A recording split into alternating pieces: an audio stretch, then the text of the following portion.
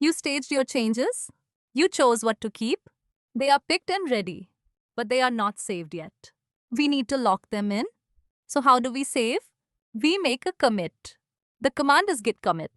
It freezes your staged work into one permanent snapshot. And you give it a short note so you remember it later. Think of a video game. You reach a tricky point. You hit the save button. You can even name the save. Now you can always come back. All your stage changes get bundled together. They freeze into one snapshot with a name you choose. Let us read the command. Commit means save a snapshot. The -m flag lets you add a message. First in quotes is the label. Each commit is a checkpoint, a point in your project you can always return to. It is a save point with a little note attached. You can come back anytime. Write clear messages. Future you will thank you. Try it right now. Open a terminal and type git commit -m first. It saves a snapshot. So that is git commit. Next up, making changes.